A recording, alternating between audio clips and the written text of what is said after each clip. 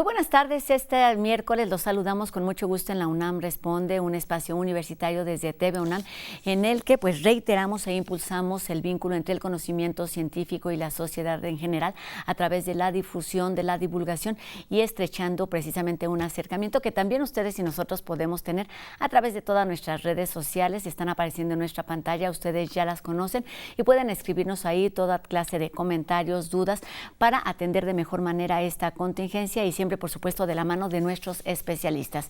Y comenzamos este miércoles con información sobre la vacunación, y es que a partir de ayer martes y hasta el próximo 11 de septiembre en la Ciudad de México se aplica la segunda dosis de la vacuna AstraZeneca a la población de entre 40 y 49 años, esto en las alcaldías de Azcapotzalco, Iztapalapa, Iztacalco, Venustiano Carranza, Gustavo Amadero y también en Benito Juárez. Además, es importante recordar que la máxima protección de las vacunas se logra al menos 14 días de la segunda aplicación o de la segunda dosis. Y bueno, es importante reiterar que el uso de cubrebocas sigue siendo indispensable para evitar la propagación del virus.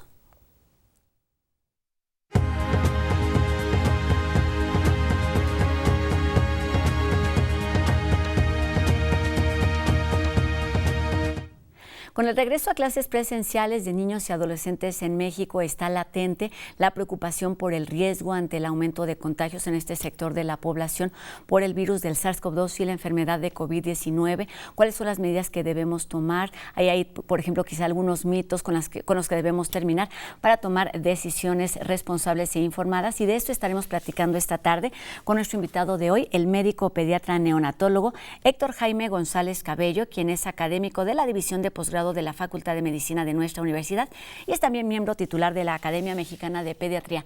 Doctor, un gusto saludarlo en este espacio universitario. Buenas tardes. Buenas tardes, el gusto es mío. Reiterando además el uso del cubrebocas en todo momento. Gracias, doctor. Y bueno, comencemos con la primera pregunta, que es un poco el panorama de lo que ha pasado con este sector de la población de entre 0 y 12 años desde que comenzó la epidemia hasta el momento actual, doctor. Bien, nada más como referencia histórica, únicamente para informar a la población en general. Se le llama SARS-CoV-2, el 19, y después se llamó la enfermedad por ese virus, se llama COVID-19, precisamente porque el 31 de diciembre de 2009 se reportó en China el primer caso con esa patología. Entonces, a partir de ahí ya se llama COVID-19, aunque ya se ha disminuido a nada más llamarle COVID. Pero bien, a partir del 11 de marzo de ese año, del 2020, perdón, ya se declaró por la OMS como una pandemia. En ese momento la pandemia en nuestro país siempre estuvo adherido a las indicaciones de la OMS. Se encontró que los primeros casos que tenían en adultos y empezaron a aparecer algunos casos, algunas necesidades especiales en diferentes circunstancias, que era el confinamiento. El confinamiento hizo que se cerraran escuelas, se cerraran comercios, se cerraran teatros, etcétera, lugares de concentración. ¿Por qué? Porque al principio se desconocía cuál era la forma de transmisión y por eso se hicieron muchas cosas que a la luz de algunos ojos parecía una cosa extrema, pero tuvieron sus razones. Pero si nos centramos en el tema de niños, la primera circunstancia es que los niños no estuvieron exentos de enfermedad, aunque la protección fue muy baja. En todos los lugares del mundo así fue la detección de pacientes con muy baja frecuencia. Y los que se llegaban a enfermar tenían alguna enfermedad, lo que se llama comorbilidad. También se conoció que algunas edades eran un poquito más de riesgo, como los menores de 1 año, como algunos grupos en la adolescencia. Entonces ya se empezó a detectar la presencia de niños, que las cifras en el mundo variaron mucho, desde tener 1% en algunos lugares, 2% en otros lugares y así por el estilo. Entonces, y de ese 1% se veía que menos del 20% requerían internamiento en un hospital para alguna tema, y todavía de esos, muchos menos necesitaban estar intubados. Esto es como medidas de realmente una enfermedad clínica grave. Esta fue en la primera ola. La primera ola probablemente se fue mejorando esta condición. Hubo más convencimiento del cubrebocas, del convencimiento del confinamiento. Y después vino un poco de respiro, aunque yo no hablaría de ola, sino más bien de pico sobre una enfermedad continua. Y en el segundo brote importante, que fue a finales de diciembre en nuestro país, enero y febrero, un brote muy importante en el cual hubo afectación de niños, pero no varió tanto la frecuencia, aunque sí en algunos momentos se apareció y la información médica así lo comprobó, el síndrome de inflamación multisistémica, que era la forma más grave, pero lo que no se dice son las frecuencias. Nuevamente, fue poco frecuente en nuestro país, muy pocos casos reportados, muy pocos casos demostrados, aunque sí con obligación de los estudios que se hacen, pues sí se tiene esa condición de tener mucho más condición de esta parte tan importante de sospechar las complicaciones. En todo caso, podemos resumir que la mayor parte de los niños, tanto en la primera como en el segundo brote, se comportaron bastante estables, con pocos riesgos de hospitalización y fueron de alguna manera muy pocos los casos graves y mucho menos los casos fatales. En todo el mundo, esa fue la experiencia en general.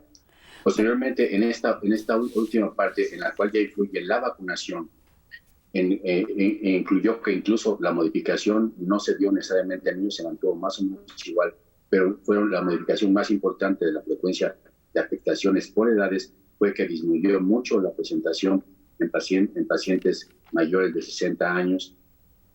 El grupo más afectado fue precisamente el de adultos jóvenes entre los 29 y los 49 años, y que había pocos niños y empezaron a brotar algunas cuestiones de adolescencia, por lo cual la decisión en algunos grupos fue tratar de cerrar escuelas, y se notó muy bien en el país cómo la universidad cerró las puertas, en este caso, para dejar solamente actividad presencial hasta que se estuviera en semáforo verde y se dejara la actividad en línea prácticamente para todas las carreras, lo cual no se hizo ya en algunos, se hizo intento de abrir las escuelas en primarias, en kinder, y la verdad es que la experiencia hasta este momento todavía no se puede hablar de una frecuencia, pero sí puedo hablarles de lo que ha pasado en otros lugares del mundo con escuelas abiertas, aún en épocas del segundo brote. Estamos hablando de los meses últimos de diciembre y enero y febrero. La experiencia con otros lugares fue que la escuela no era necesariamente el foco de contagios a la población, sino que de la población se podían contagiar los niños. En todo caso, para la apertura de una escuela, la decisión tiene que basarse en tipo de escuela, tipo de niño y tipo de familia. Porque si en la escuela se siguen las medidas preventivas con su filtro al ingreso al salón, las cubrebocas ahí, la maestra con cubrebocas, con careta, con acrílicos, los baños, las desinfecciones, etc. Y en la casa no se siguen las medidas, el niño se puede contagiar de sus padres y entonces ese niño irá a la escuela y contagiar a otros niños. Esta es la evidencia que se ha comprobado en varios lugares del mundo. La última experiencia reportada en Suecia concluyó precisamente lo mismo, de que realmente las escuelas se infectaban muy pocos, no se incrementó. Hay curvas muy interesantes sobre cómo, a pesar de haber abierto las escuelas, esto lo reportó Suecia, lo reportó Suiza, lo reportó Inglaterra, de cómo a pesar de que se abrieron las escuelas, la tasa de infección no se incrementó ni en los niños ni en la población general. Entonces eso quiere decir que continuando con las medidas preventivas, uno puede estar relativamente tranquilo de que las cosas van a ir bien.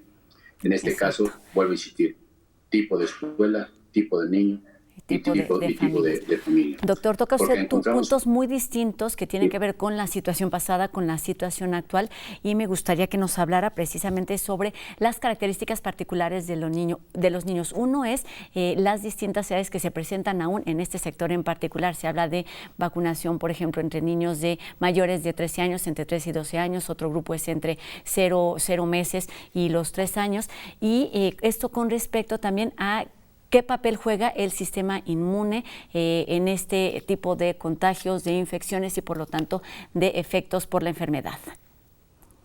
Bien, entonces en principio si nos centramos otra vez en los niños y vemos la frecuencia de las infecciones, la verdad es que en la frecuencia de infecciones los niños más expuestos evidentemente eran los adolescentes y secundariamente los escolares, que son niños que ya salen, que estaban siguiendo tomando clases en línea, pero también juegan con el compañero, pero también se reunían en niños para alguna actividad extracurricular, como puede ser fútbol, como puede ser algunas cuestiones que se manejaron de natación, de gimnasia, etc. Entonces, en esa condición, nuevamente, la susceptibilidad se dio en dos circunstancias. El menor de 2 años era el de más riesgo, intermedio los que estaban entre los 2 y los más o menos los 8 o 10 años, y otra vez volver a otro piquito de riesgo en los adolescentes, probablemente por su mayor exposición, porque tienen más movilidad. En el caso de lo que corresponde a la inmunidad, la verdad es que la inmunidad en el niño pequeño, efectivamente, sobre todo el recién nacido y el niño lactante, que es el menor de año y medio para algunos y de 2 años para otros, sí es una condición de que se tiene la respuesta disminuida prácticamente a todo tipo de virus. Pero las vacunas han logrado controlar mucho eso. Entonces, en el caso de que un niño esté bien nutrido, con suficiente lactancia materna, que ahí es el punto que uno tendría que tocar, la bendición de la leche materna de un niño que es lactado con lactancia suficiente el primer año de vida, las infecciones van a ser mucho menos. Esto se ha observado. También la otra circunstancia es que las madres que estén embarazadas, que se están vacunando, ha propiciado que esos niños se infecten menos por la inmunidad transmitida a través de los propios anticuerpos en la leche materna, así como la protección que representa el estar en ambientes un poco más cerrados. La vulnerabilidad, entonces, que se ve de estos niños tiene que ver con eso. Cuando se habla de vacunas es todo un tema. Al principio hay que recordar varios puntos. Las vacunas fueron utilizadas de emergencia. No habían cumplido el término de una fase en la que se ve los anticuerpos, cuáles son las reacciones secundarias de la vacuna, con qué frecuencia se presentan y cómo se controlan. Esto no se tenía informado, pero se dio una autorización como emergencia. En esa condición hizo que solamente se restringieran las vacunas al adulto. Después, como ha avanzado la evolución de que se conoce más información, y de hecho esas fases 3 están avanzadas en casi todas las vacunas, ha permitido determinar que en algunos lugares, específicamente en los Estados Unidos, se haya autorizado ya la vacunación de niños mayores de 12 años. ¿Esto por qué? Porque se ha observado que ahora sí tiene información, tiene esta investigación que sustente que no hay ningún riesgo mayor que el aplicarle al adulto o aplicarle a niños mayores de 12 años. Y está en trámite todavía y en estudio la posibilidad de la autorización de las vacunas en menores de 12 años. Ese es un trámite que probablemente, o una fase de estudio que probablemente en el transcurso del año se pueda determinar ya en los países. En nuestro país ya se está en esta fase de autorización. Casi siempre cuando se autoriza en los Estados Unidos y en Europa, nosotros tenemos como algunas semanas de retraso, pero en función de que para respetar nuestras propias legislaciones. Y en este caso es como probablemente esta autorización de la vacuna de 12 años esté en trámite y haya que estar esperando la posibilidad de que ya se puedan vacunar niños menores. Por supuesto, estos trámites llevan algún tiempo y eso es justo lo que estamos pasando, doctor. Antes de seguir hablando también de vacunas, me gustaría preguntarle acerca de un tema que también mencionó, que son las comorbilidades. ¿Cuáles son esas complicaciones que se pueden presentar en este sector de la población que significan un mayor riesgo de contagio o de enfermedad, de desarrollar enfermedad grave en este sector de la población? En principio, como mucho en el adulto se vio, por ejemplo, hipertensión arterial, que no hay prácticamente niños. Se vio la condición de los pacientes asmáticos, eso sí hay en niños. Entonces sí, el niño asmático es un niño con un poco más de susceptibilidad para desarrollar enfermedad un poco más grave, que no necesariamente significa que todos los asmáticos lo desarrollan. No quiero alarmar a nadie. Simplemente que la situación es si el asma está controlada o es un asma que está inestable. Si está inestable son los niños de riesgo. El otro aspecto que se vio, tabaquismo, pues tabaquismo no hay en niños. Entonces que nos queda un aspecto importante que es obesidad. En el caso de obesidad y sobrepeso, sí se vio que los índices de masa corporal superiores al 25% en el caso de sobrepeso o al 30 o al mayor de 30 de índice de masa corporal en niños era un factor que sí se consideró como de riesgo. En todo caso, las comorbilidades son parecidas a las del adulto, en obesidad, en la cuestión de problemas respiratorios como asma, y uno más que serían los pacientes con algún problema renal establecido, puesto que si sabemos que existen niños con insuficiencia renal crónica que acaban o terminan en trasplante renal. Todos trasplantados y un niño con mayor riesgo. Entonces estamos hablando de que realmente hay comorbilidades muy claras, y vuelvo a repetir nada más para reiterar esto, que sería el asmático, el niño con obesidad o sobrepeso y el niño que tiene algún problema que le propicie algún problema renal crónico. Entonces, también los niños hay enfermedades cardíacas. Entonces también estos niños cardíacos que nacieron con una enfermedad congénita cardíaca que se trató paliativamente o correctivamente y que requieren medicamentos y que son niños que han estado con su falla cardíaca, aunque controlada, son niños que también tienen mayor riesgo de tener. Hubo un factor de inmunidad que se conoce ahora, que algunos receptores a nivel pulmonar, el niño tenía en menor cantidad y por lo tanto era menos susceptible que ahí se captara el virus, a diferencia del adulto. Entonces hay una mayor cantidad de receptores que pueden infectar al adulto que al niño. Eso fue una explicación inicial. Después ya se dio cuenta que hay otro tipo de factores, puesto que en COVID hemos viajado en ese sentido, de prácticamente no conocer nada hasta conocer cosas un poquito más concretas. Esto incluye, por ejemplo, un tema que vale la pena como retomar, como son, cuáles son las verdaderas medidas de contagio en COVID. Las medidas de contagio en COVID, las estaríamos hablando que aquello que pensamos que porque tocábamos un elevador, un botón, con eso nos íbamos a contagiar, la cantidad es menos y cada vez hay menos evidencia de que esto sea, aunque vale la pena tomar todas las precauciones. El famoso tapete con sanitizante a la entrada de todos los lugares, pues es una condición en la cual se ha visto que esta medida pudiera ser una de las medidas de las primeras que probablemente se deban ir quitando de la población. ¿Cuáles entonces quedan como más importantes? Las más importantes sería el uso de máscara y cubrebocas. Eso hay que reiterarlo todo el tiempo. Los niños aún que van en niños, a la escuela, doctor, que es algo que se puso en duda en algunos momentos de esta emergencia. Así es, aún en niños. Lo que pasa es que, vuelvo a mi tema que decía el tipo de niños. De repente la recomendación internacional decía niños mayores de 6 años, pero se ha observado como un niño de 2 años que está disciplinado en su casa, que está ordenado, que los papás usan cubrebocas cuando salen, el niño ya sabe qué hacer y cómo se lo pone. Es algo que es bien importante. Yo veo muchos niños en distintas áreas donde trabajo y veo cómo esto es un patrón. Los niños no se quitan el cubrebocas hasta que lo estamos explorando. Y si uno les enseña, te lo quitas, abrimos la boca, no hablas, uno se va cuidando. Y el niño también va aprendiendo a no quitárselo. Y niños pequeños de 2 años que lo pueden lograr sin ningún problema. Esto estamos hablando de los niños que ya van a preescolar, los niños, e incluso los niños de guardería. Bueno, ellos son pequeños, estamos hablando de niños de 6 meses, 8 meses, 1 año, pues eso no. Serán los únicos que no puedan sostener. Pero todos los demás mayores de 2 años probablemente no tengan mayor problema en ponérselo. Pero básicamente es educativa. El uso de cubrebocas.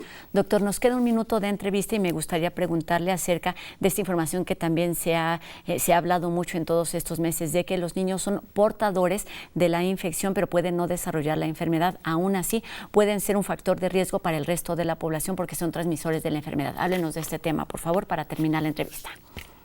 Lo había dicho hace un momento y lo decimos. La verdad es que la población de niños asintomáticos portadores del virus es muy semejante a la población general. Y casi siempre ese niño de dónde adquirió el virus lo adquirió de su familia. Es muy poco probable que un niño contagie a los abuelos, sino antes los papás contagiaron al niño y al niño a los abuelos. Es una parte que hay que tomar en cuenta. Entonces, si todos manejamos esto, de que la población también puede ser portadora sana y que los niños sí puedan ser portadores sanos y ellos usan cubrebocas, el riesgo de que contagien al usar cubrebocas y estar con personas frágiles, eso va a disminuir la potencialidad. Luego, el niño puede no convertirse en portador si en su escuela está controlando las medidas de protección a través de su lavado de manos, a través de sus cubrebocas. En suma, podemos decir que el niño no es un factor mayor de riesgo y se parece mucho el porcentaje de portadores asintomáticos en las distintas poblaciones. Muy bien, pues entonces estar atento, doctora, a todas estas medidas que nos ha estado compartiendo durante la entrevista. El uso de cubrebocas es indispensable aún en este sector de la población. La repetición, el aprendizaje de hábitos, de comportarnos correctamente en casa, pero también fuera de ella. Y pues eso nos permite cuidarnos a nosotros mismos y cuidar a los demás. Y lo mismo sucede con los niños. Doctor Héctor Jaime González. Dígame, quisiera agregar nada más el de la distanciamiento, la sana distancia. Esto es bien importante en escuelas, es bien importante cuando se vaya a cuestiones, porque los brotes han sido precisamente en lugares de reunión concentrados y en lugares cerrados. Yo creo que eso es básicamente la cuestión que hay que reiterar también. Pues sí, exactamente. Todas estas medidas que ya conocemos, que debemos tener aprendidas, y me parece que debemos replicar ahora que se está presentando este regreso presencial a clases de forma escalonada, de forma paulatina, y que sea un proceso seguro para los niños, las familias y, por supuesto, el personal académico de cada una de las instalaciones. Doctor Héctor Jaime González Cabello, médico pediatra neonatólogo y también académico de la División de Posgrado de la Facultad de Medicina de nuestra universidad. Muchas gracias por estos minutos, por esta información. Seguimos investigando y preguntando también todas estas dudas que surgen con respecto al virus del SARS-CoV-2, por ejemplo, en este sector de la población. Buenas tardes, doctor. Con mucho gusto. Gracias a ustedes. Gracias, doctor. Y bueno, tenemos más información aquí en la UNAM Responde. Enseguida los chicos de No Memes nos hablan sobre la actividad cerebral que se presenta mientras estamos escuchando uno de los ritmos más conocidos de los últimos años. Vamos a escucharlos.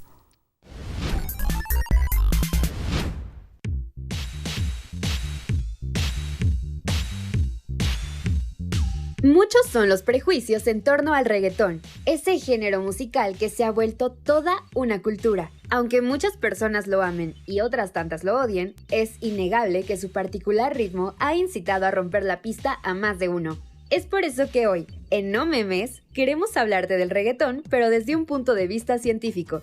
Sí, escuchaste bien. Hoy te hablaremos de la novedad que nos tiene la neurociencia. Resulta que escuchar reggaetón provoca mayor actividad cerebral que escuchar música clásica. De acuerdo a estudios realizados para conocer la actividad cerebral que produce escuchar diferentes estilos musicales, el reggaetón provoca una mayor activación en las regiones del cerebro encargadas de procesar no solo los sonidos, sino también el movimiento, dejando muy por detrás a la música clásica, el folclore y la electrónica. Los investigadores y las investigadoras analizaron por un lado anatómicamente el cerebro de cada participante y luego la señal Volt, que consiste en ver qué áreas del cerebro se activan. Y fue el reggaetón el que mostró mayor activación en las regiones del cerebro encargadas de procesar los sonidos y el movimiento, unas diferencias que resultaron, por mucho, mayores cuando se comparaban con la música clásica. La mayor activación provocada por el reggaetón implica que hay más regiones cerebrales auditivas y motoras que se activan y, por lo tanto, hay una mayor maquinaria trabajando en procesar la música. Este resultado podría deberse a la generación de un pulso interno en nosotros al tratar de adivinar cuándo viene el siguiente beat. Es como si el reggaetón, con ese ritmo peculiar y repetitivo, nos preparara para el movimiento, para bailar solo con escucharlo. La música clásica, por otro lado, es mucho más compleja, con mucha mayor variedad tímbrica, melódica y con un ritmo mucho menos marcado y, por lo tanto, menos predecible. Con estos resultados se abre una puerta a investigar más, tanto sobre la música y su procesamiento global en el cerebro, como en ver cómo afecta este mismo experimento a pacientes con enfermedades neurodegenerativas como el Parkinson. Este estudio es el primero en la literatura científica que compara al reggaetón con la música clásica, y por ello hay que esperar a continuar la investigación. Gracias por acompañarnos y nos vemos en el siguiente No Memes. Pues hay algunos datos que no necesariamente tienen que ver con los gustos. Y bueno, es miércoles, nos vamos a escuchar a Sandra Lorenzano, quien esta semana pone sobre la mesa una fecha importante con respecto a la visibilización y la importancia de las mujeres indígenas. Y quisiéramos recordar hoy una fecha muy importante, el 5 de septiembre, Día Internacional de las Mujeres Indígenas. Esta es una fecha que se estableció en 1983 para conmemorar las luchas de las mujeres indígenas de todo el mundo. Se estableció en honor a Bartolina Sisa, una luchadora anticolonial del pueblo aymara de la región que hoy llamamos Bolivia. En el segundo encuentro de organizaciones y movimientos de América se eligió que este Día Internacional de las Mujeres Indígenas rindiera tributo a Bartolina Sisa, asesinada cruelmente en 1782 por oponerse al régimen colonial español. Su crimen fue ese, ofrecer resistencia ante la conquista. Actualmente se conmemora esta fecha no solo para honrar la lucha de las mujeres indígenas, sino también como reconocimiento a la riqueza de su cultura actual en nuestras sociedades. El Instituto Nacional de Lenguas Indígenas de México nos lo dice así. Distintos países conmemoran esta fecha con la honra que merecen las mujeres portadoras de la herencia cultural y ancestral de estas comunidades, así como también de aquellas que murieron en la lucha contra la discriminación y los abusos cometidos a las mujeres indígenas durante la historia. Este día nos convoca entonces a ver, a mirar, a considerar que las mujeres indígenas son actoras políticas de primer orden, con voz, con tradiciones, con proyectos propios. No lo olvidemos, 5 de septiembre. Muchísimas gracias por habernos acompañado hoy. Muchísimas gracias, querida Rosa, a ti y a TV UNAM por este espacio. Nos escuchamos la próxima semana. Muchas gracias. Cuídense mucho. Chao. Gracias, Sandra, pues un reconocimiento a todas estas mujeres de ayer, de hoy y de siempre, porque no siempre pues han estado en esas mejores condiciones, en condiciones ideales, y es responsabilidad de todos que esto suceda así y suceda de la mejor manera. Y bueno, con esta información terminamos nuestro programa de hoy.